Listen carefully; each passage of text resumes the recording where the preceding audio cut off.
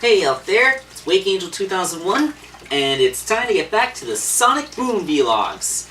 I was kind of trying to find this episode last week, and then when I was checking, when I was using my TV's, those little select buttons on the cable remote that lets you see forward and backwards in the TV schedule, I kind of noticed that, they apparently didn't give an episode last week. I don't know why. Was there any reason why they wouldn't air a new episode last week? That doesn't make any sense. It's too late for it to be a mid-season finale, and aside from, I haven't known the show to take a major hiatus except for the time between seasons. So I don't know why they took a week off last week. But we finally got episode 45, 3 minutes or less. And well, this episode is extremely cliche. It's basically just like a stock plot, but based on the nature of the character in the show, you're like wondering like, how come they didn't do this so much sooner? This feels like an episode that should have aired in season 1. Like, it almost feels like it was obligatory. Alright, so the episode of course starts with everybody hanging around watching TV, and Comedy Chimp is doing a promotion with Burger, and he says that they're now delivering. And there's a rule: if it takes longer than 30 minutes to deliver your burgers, then it will be free. So they order 4 Burgers, and 3 hours later, they show a montage of everybody whiling away the time, like Tails builds card castles, houses of cards. House of Cards. I know it's called a House of Cards, but what do you call when you're building? I never really thought about pluralizing that. Beside the point. Anyone notice that Sonic beat Knuckles in arm wrestling? I thought Knuckles is supposed to have the super strength. That makes, like there's hidden dimensions here. Sonic beat Knuckles at arm wrestling. I feel like that could be a subplot in itself.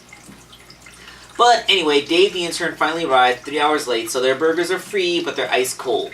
So apparently there's a feedback form they can fill out, which they can say how terrible it is. And when they go, the manager tries to ask a leading question, like on a scale of excellence to exemplary, where would you rate it? Yeah. Sonic wisely says that he doesn't pick an option. He says that the delivery service is terrible, and if he was doing it, he would have it done in 3 minutes, not 30. So the owner of Burger asks if he'll take the job. He says, "You couldn't pay me to work here." Sonic, that's what work is. Work is people paying you to do a thing. That is work. Canonically, I don't think Sonic has ever had a job. Like, I don't think any version of Sonic has actually worked a job. I mean, I think almost every version of Sonic that's existed has been homeless. Like, he's kind of a random drifter who runs around saving people, but he has no place to stay. It was like that in the Adventures of Sonic cartoon. It was like that in the video game franchise. And ironically enough, I think it was like that in Sonic X, because yes, Sonic did not have a house in Sonic X. He stayed with people, but he didn't have a place of his own.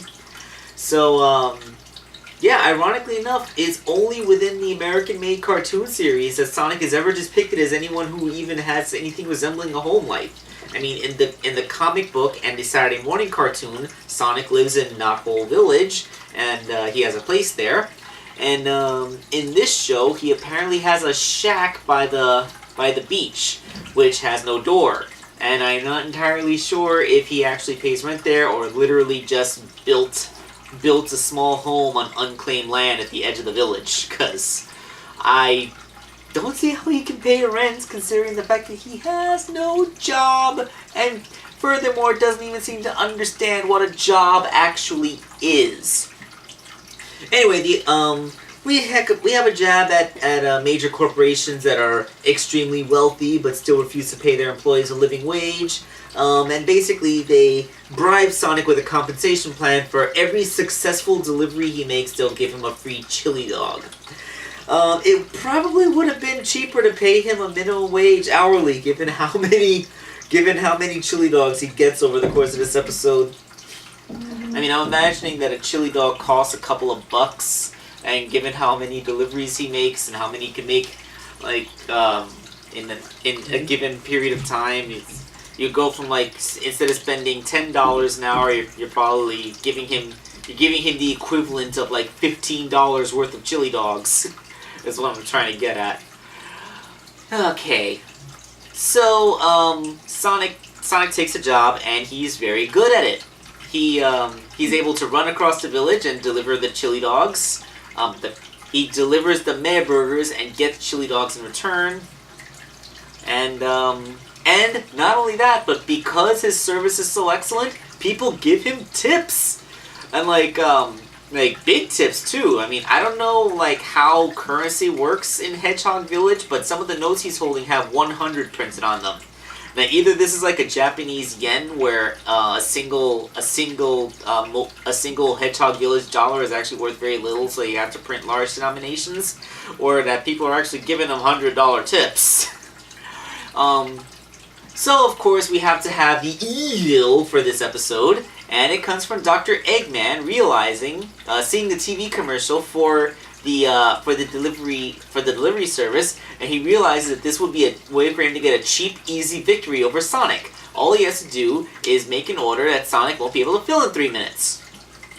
So Dr. Eggman places an order for his meh burgers, and Sonic runs up to his door and says, hey, I don't have the extra pickles, shoop shoop, extra pickles. I want mayonnaise too, shoop shoop, mayonnaise. Ketchup for my fries, shoop shoop, fries. And at one point, Sonic actually runs and brings an entire condiment island, so he has extra napkins and whatever else he could think of. Can I help you with anything else? No. So Sonic goes, and Dr. Eggman has to drag that condiment island in. Lending some throwback joke, remember how Sonic beat Knuckles at arm wrestling? Sonic was able to carry that big old condiment island table with no loss in speed, despite the fact that Eggman had to awkwardly drag it, and it made loud squeaking sounds in the sound, indicating that it was fairly heavy. So Sonic is actually a heck of a lot stronger than anybody has ever given him credit for. Hey, it's the following morning. I shot the vlog last night, and I kind of remembered that there was a pretty significant scene I forgot to mention. One that was obviously made to bait shippers. One of Sonic's deliveries at this point was to Amy Rose, it turned out. Because when he got to Amy's place, he found that she had ordered a meh burger for two meh burgers, and that she had set up a nice little candlelight dinner. The look on Sonic's face when he opened her door was pretty hilarious, because and he started rattling with oh hey Amy, having a nice dinner, and he actually started listing off some people that Amy might have been having this lunch with, clearly hoping for a list of platonic friends, because to see the look that she was actually might be there was that look on Sonic's face oh crap, did I just miss my shot? Fortunately, the look on Sonic's face when he was relieved that Amy had actually set up this for the two of them, it was just adorable. Unfortunately, the mood was kind of spoiled when he just kind of wolfed down his burger and had to go. The look on Amy's face of disappointment when things failed to click was kind of there, but honestly, I can't tell if this was just Sonic being his usual avoiding relationship thing, or the fact that was only the second of 3 deliveries and Sonic had to make that third one. How might things have turned out if Amy was the third one on the list instead of the second? We may never know. Alright, so from here, it kind of becomes a test of wills. Dr. Eggman desperate to get a free burger, keeps on trying to do things to delay Sonic's orders. Like he tries staging attacks on several in the village that Sonic would have to fight off, so that he wouldn't be able to make his delivery in time, but Sonic's friends help him in that situation.